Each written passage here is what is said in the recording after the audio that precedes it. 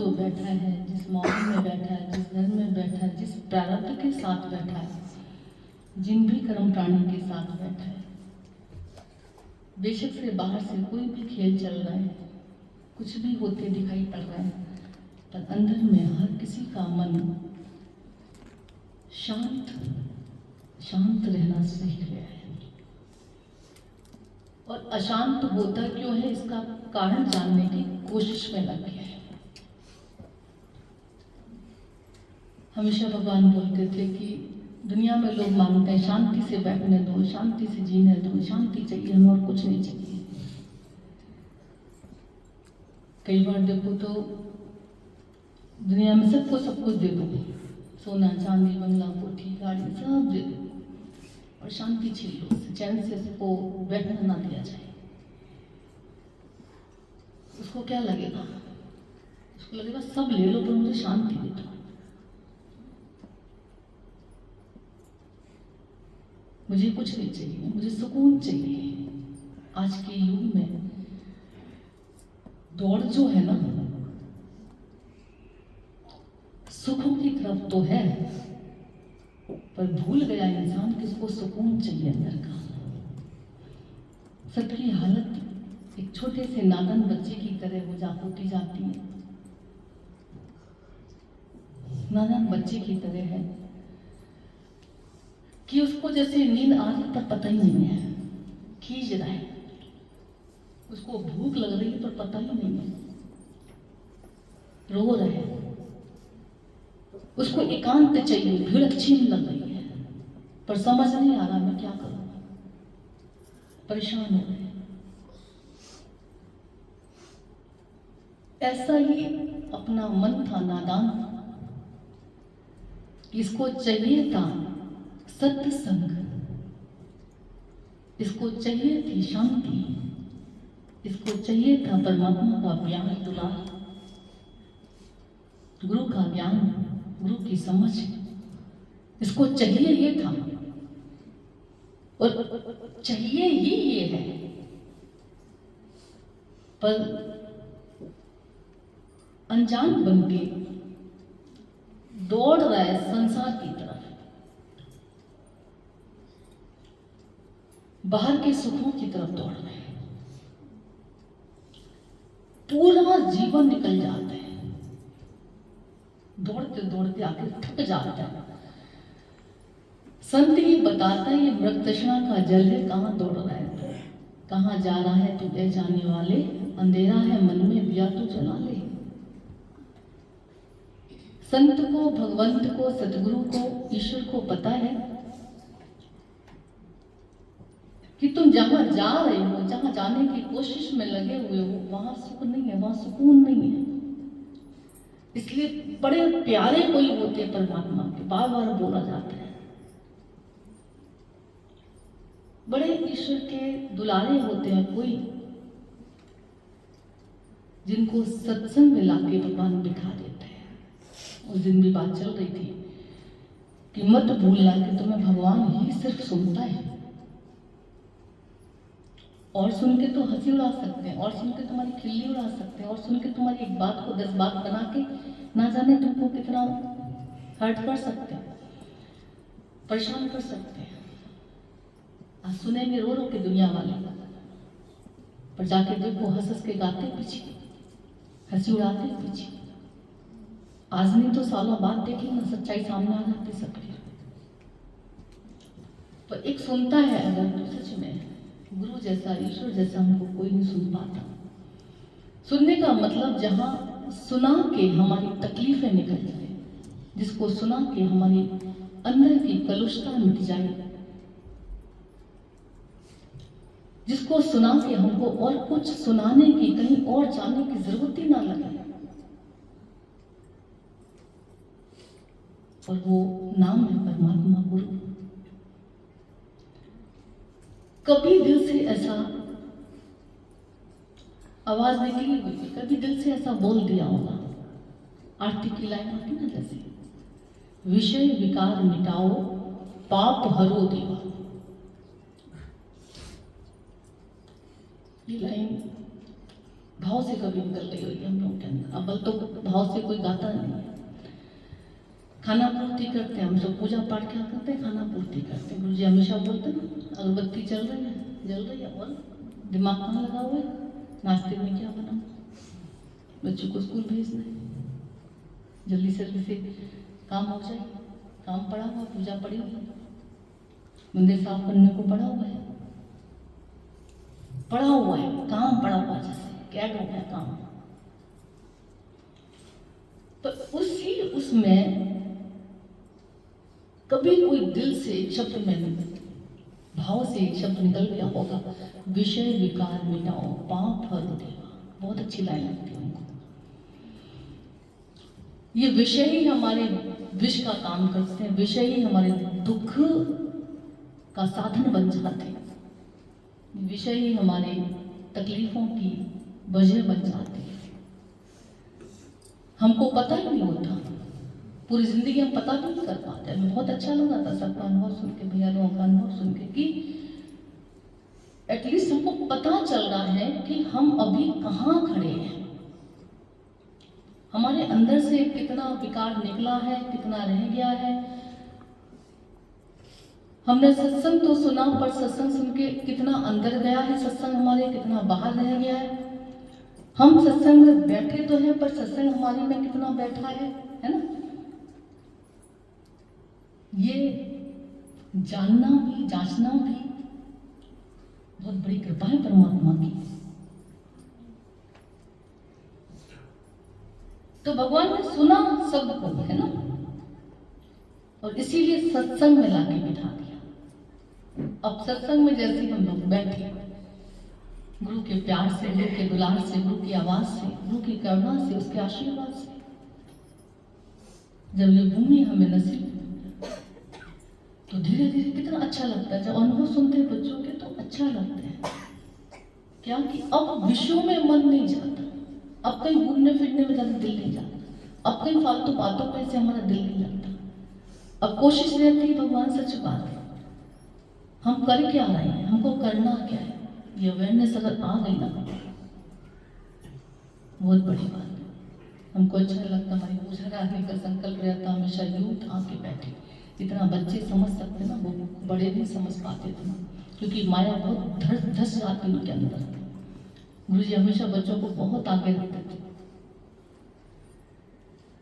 एक चैप्टर जो बच्चे जल्दी याद कर लेंगे, देखो भजन बच्चों को देंगे ना याद करने के लिए, कि कल याद करके ले आना, तो शायद वो एक की जगह 2 भी याद कर लेंगे बच्चे से। पर अगर 40-50 साल बाद वालों को देंगे, एक भजन याद कर लेंगे, उनको 2 भजन तो दूर की बात है, वो एक भजन में भी 1 महीना लगा देंगे।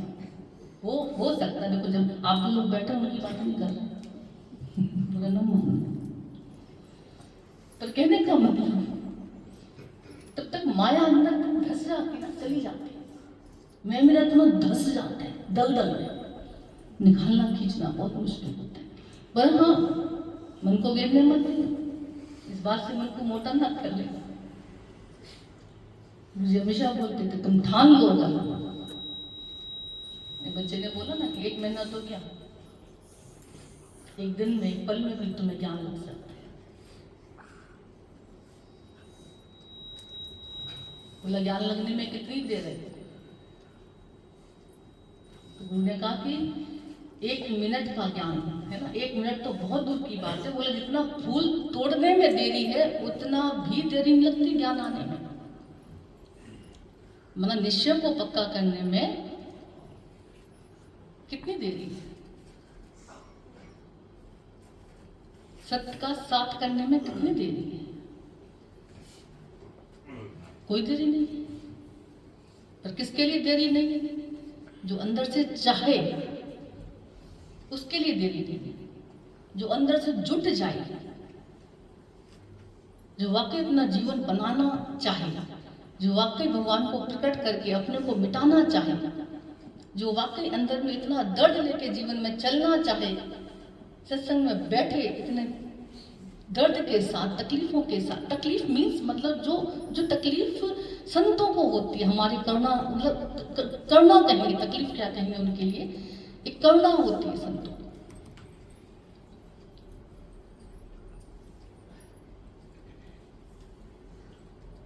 कि हद हद चले सब कोई, बेहद चले ना कोई। बेहद के बाजार में खड़ा कबीरा रोए। रोना शब्द क्यों लगा दिया? एक करुणा है, एक दुख है, उनको तकलीफ है। जैसे कल भगवान बोल रहे थे कि जब तुम माया में जा रहे हो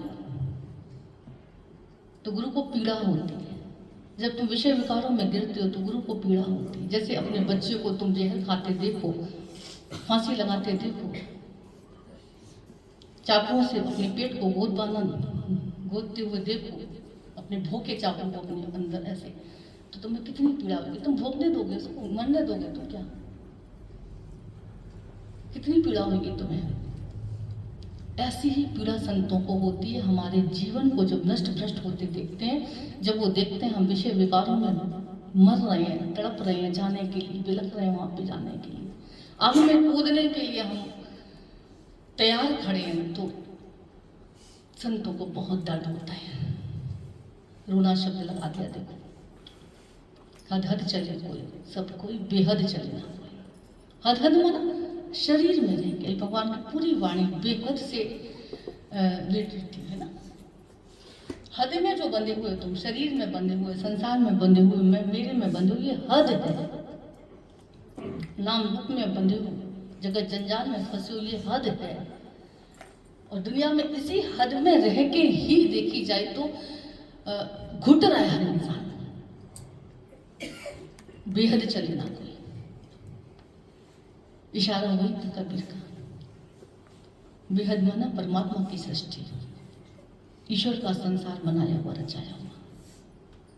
रोज रोज गुरु हमको पक्का कराते हैं कि मन को सुमरन में लगाना है, मन को सच्चिदानंद स्वरूप में लगाना है, मन को परमात्मा की राह में लगाना है। ये बेहद का नजारा देखने को मिलता है यहाँ पे। मन को जगत जंजाल में नहीं लगाना, मन को मैं मेरे में नहीं फंसाना, मन को ज्यादा संसार मत दिखाना। आंखों से याद रखना, जितना भी तुमने आनंद लिया कुछ देख के बाहर का मजा लिया, उतनी सजा मिलेगी, मत भूलना। और ये संत बताता हूं, ये संत समझाते हैं। कानों से जितना निंदा रस लिया उतनी पीड़ा सहनी पड़ेगी, गुरु बताते हैं। मुख से जितना फालतू तुम बोले उतना तुम्हें सजा मिलेगी। अगले जन्म में भगवान कहते हैं ना, कोई गूंगा आ गया, किसी को आवाज नहीं है, किसी को कान में श्रवण शक्ति खत्म है, किसी की आंखें नहीं है ना, क्योंकि उन्होंने इंद्रियों का जो ना यूज ढंग से नहीं किया। जिसलिए भगवान ने दिया, जिसके लिए दी थी, वो यूज ढंग से नहीं हुआ, तो भगवान फिर क्या करेगा? दोबारा देगा। आज तुम किसी बच्चे को 1000 रुपया दो और देखो इसको कि भाई क्या करता है, और वो ले जाके फाड़ फूट के फेंक दिया, बेकार ऐसे वेस्ट कर दिया, तो तुम्हारा दिल करेगा दोबारा देने का? उसको दे पाओगे? चाहे कितना भी लाडला बच्चा तुम्हारा क्यों ना, नहीं दोगे ना। भगवान ने भी मनुष्य जीवन जो दिया हम सबको, बहुत कृपा करके है। नर्तन का उत्तम चोला बहुत कृपा करके दिया है। अब हम इसको क्या कर रहे हैं, इससे क्या कर रहे हैं, कोई हिसाब किताब नहीं लगाता। एक राजा जब निकलता था, सवारी जाती थी राजा की, जमादार जैसे राजा को बड़ा प्यार करता था, बहुत सम्मान था उसके दिल में राजा के लिए। जब निकलता तो सब काम छोड़ के राजा को इतने अच्छे से दिल से नमन करता था। उसकी नम्रता देख के, उसके नमन करने के तरीकों को देख के, उसकी झुकने की, जैसे ना किसी किसी के बड़ा प्यार से नमस्ते करते ना। पैर छूने के भी देखो कई तरीके होते हैं, कई तो खाली गर्दन से ऐसे पैर छू लेते हैं। आजकल का जमाने क्या ही क्या, कमर अकड़ गई है, अहंकार में झुकना आते ही नहीं। पहले तरीके से लोग बैठते थे, दंडवत करते थे। बुजुर्गों के लिए तो खास, संतों के लिए तो दंडवत करके ऐसे ना पूरा दंडी प्रणाम करते थे जैसे, फिर हाथ जोड़ के से प्यार से नमस्ते होती थी। आजकल तो फिर पैर धीरे धीरे, पैरों का भी क्या ही कहें, स्पर्श बहुत मुश्किल हो गया झुकना।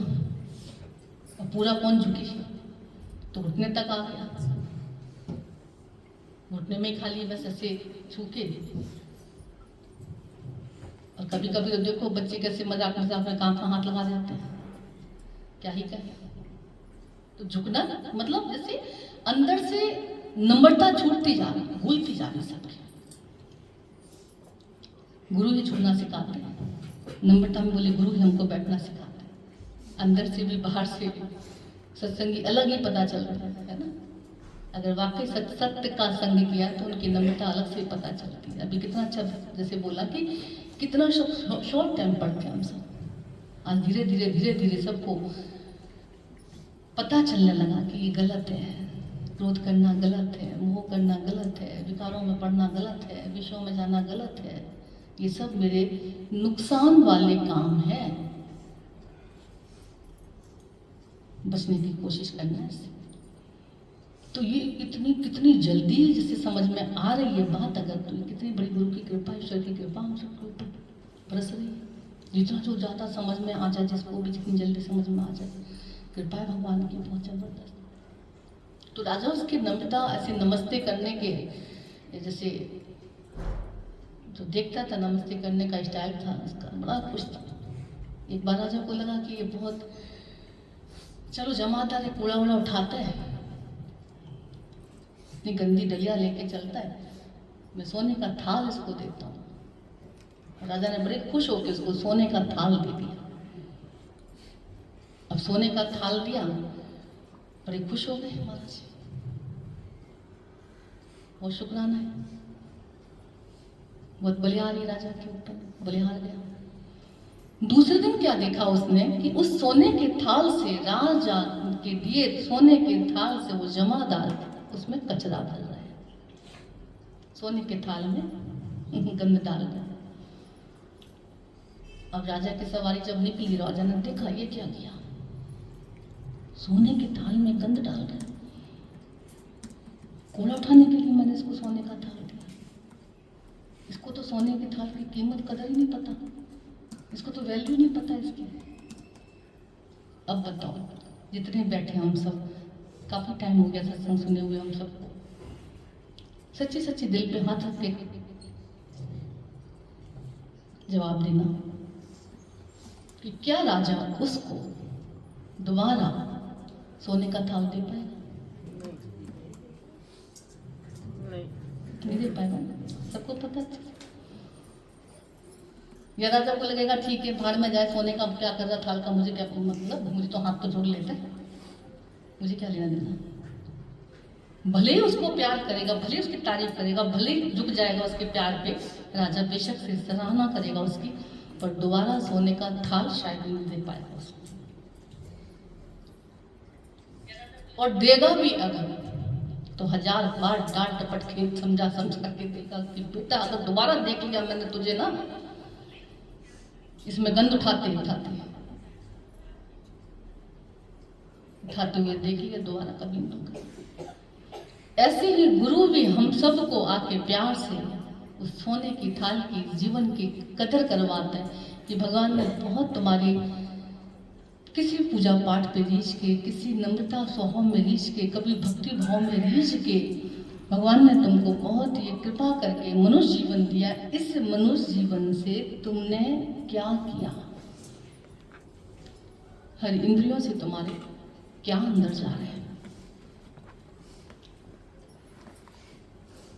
गुरु इशारा करता है। अब अगर हम मान लेते संतों का कहना, गुरुओं का कहना मान लेते हैं, मानने की कोशिश करते हैं,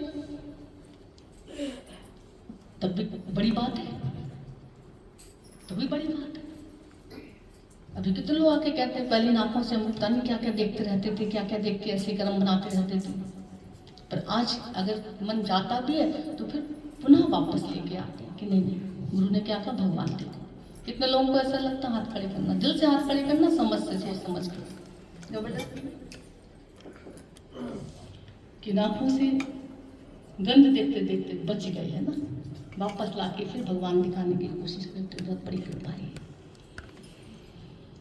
और कितने लोगों को ऐसे लगता है कि जिन कानों से पहले निंदा, फलाना ढिकाना, गंध सुनते थे, आज कई लोगों को अंदर में जैसे नहीं सुहाता, कुछ भी गंध नहीं सुहाता, जैसे लगता है क्या बैठ गए, क्या सुन लिया, क्या कर लिया। और क्यों कर लिया। कभी किसी पल तुमको अगर कुछ भी कानों में गंध जाता और तुमको अंदर में सुजागी आती है, अंदर में एहसास होता है। कितने लोगों को ऐसा लगता है? सच्ची लगता है? सब कितनी बड़ी कृपा है। और मुंह से भी बोलते बोलते ही बोलना, बच्ची का अनुभव अच्छा लगा, अच्छा लगता है। सबका ये अनुभव है कि मुंह से भी जाता है, कुछ बोल भी दिया और मान लो कुछ गलत निकल भी गया तो गुरु की परम कृपा हम सबके ऊपर बरसती है, जो अपना ही हम पकड़ पाते हैं विकार कि इतना भी क्यों बोल दिया, इतना भी क्यों कह दिया, इतना भी क्यों अंदर में अपना मुंह गंदा कर लिया। छोड़ना, इसको जो करना वो करता ही है, बाकी भगवान माफ़ी देना। अभी कितना अच्छा लग रहा था कि भैया इतनी उम्र में भी अपनी गलती कबूल करके माफ़ी मांगना भरे सत्संग में, कितनी बड़ी कृपा है ये, कितना बड़ा नम्रता का गुण है। और ये गुण सहज नहीं आता, किसी साधन से शायद बहुत मुश्किल से आएगी, पर कैसे सत्संग में मात्र बैठने पर से भाव से, प्यार से, श्रद्धा से हम बैठ जाते हैं। सजधज के गुरु के प्रेम में आके हम सब उमंग उत्साह में भर के श्रद्धा विश्वास लेके बैठ जाते हैं खाली बस। उसके बाद काम खाली गुरु का शुरू हो जाता है। संत कहता है तेरा काम है मेरे दरबार आना। फिर संतों को बोलना नहीं पड़ता मेरी बिगड़ी बनाओ, मेरी लाज बचाओ, मेरा बेड़ा पार करो, मेरी पुकार सुनो। सच्चे भक्तों को नहीं बोलना पड़ता। लोग बोलते हैं बेशक से, मेरा काम है तेरे दरबार आना, तेरा काम है मेरी बिगड़ी बनाना। अरे जरूरत नहीं उसको बोलने की भाई।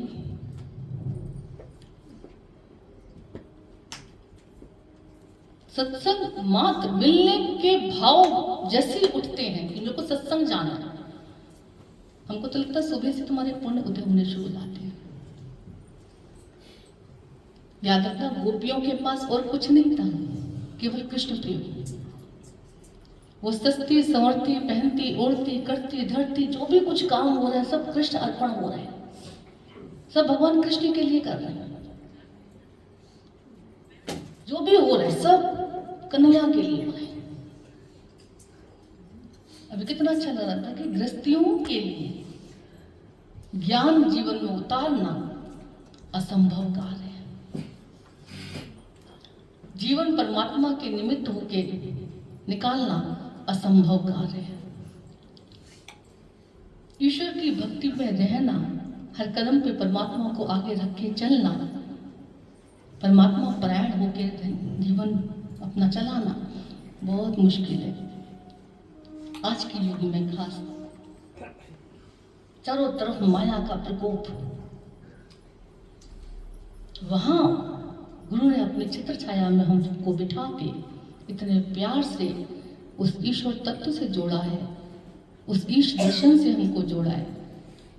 कितनी बड़ी कृपा, कितनी बड़ी महिमा भगवान की, कितना गजब का आशीर्वाद भगवान ने हम सबको दिया है।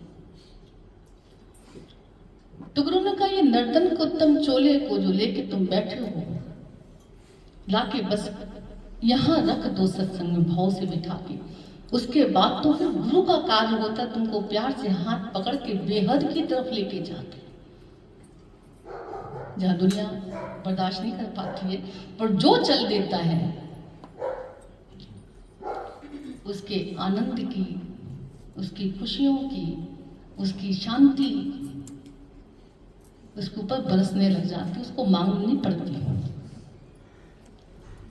सुकून उसको भर भर के मिलता है, उसको तलाशना नहीं पड़ता, सुख उसके बरसने लग जाते उसके ऊपर, उसको मांगना नहीं पड़ती।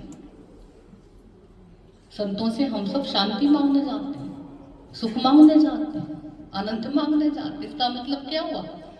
कितना होगा उनके पास? जो हमको इतनी शांति दे रहा है उसके पास खुद कितना होगा? जो हमको इतना सुख दे रहा है वो खुद कितना सुखी होगा? जो हमको इतनी बादशाहत में भर देता है, बादशाहत दे देता है, वो खुद कितना बड़ा बादशाह होगा? जो हमको भरपूर कर देता है इसका मतलब उसके पास खुद कितना ज्यादा होगा।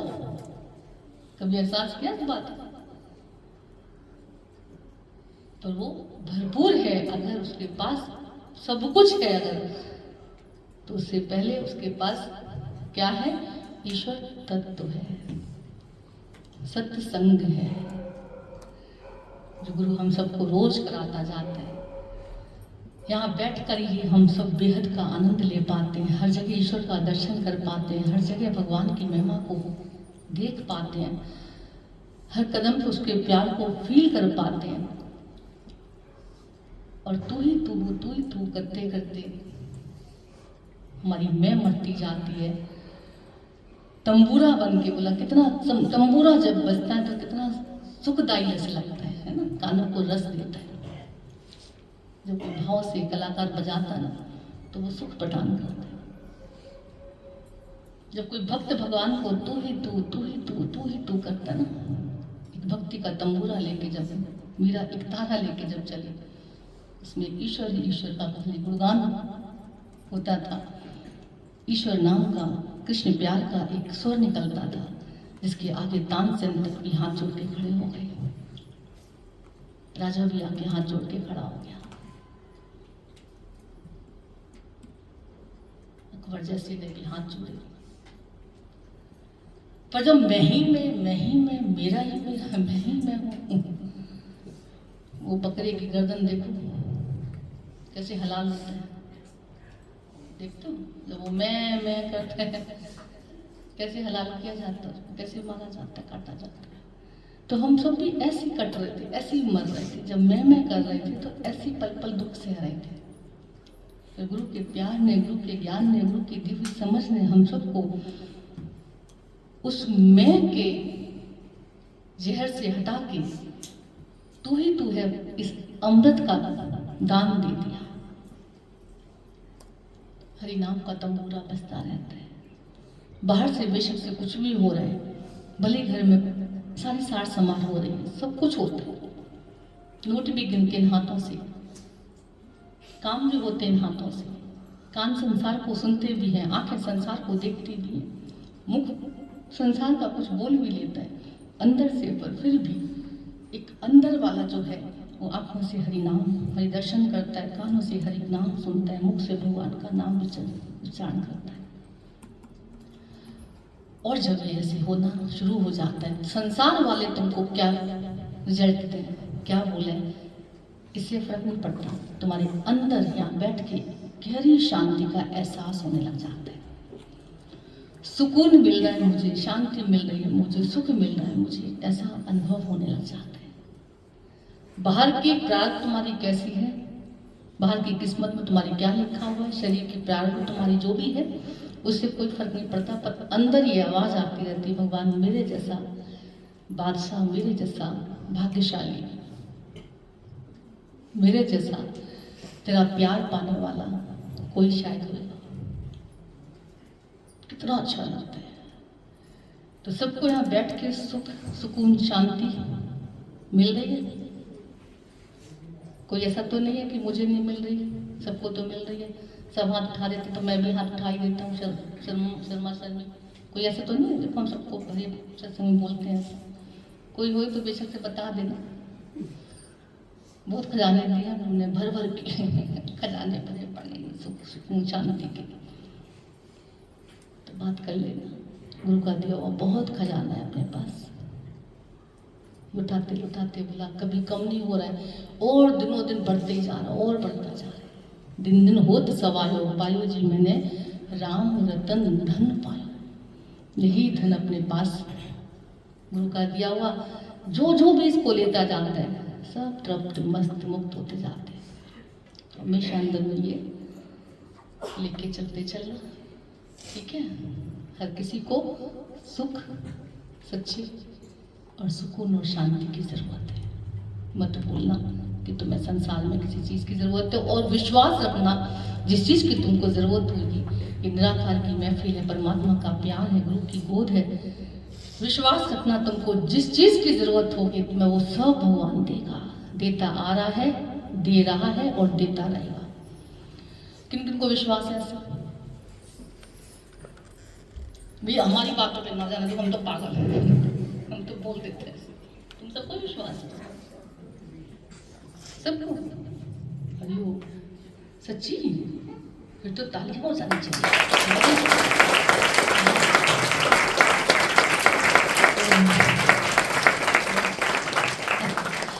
इसी विश्वास और श्रद्धा का नाम है भक्ति, भजन सुमरन।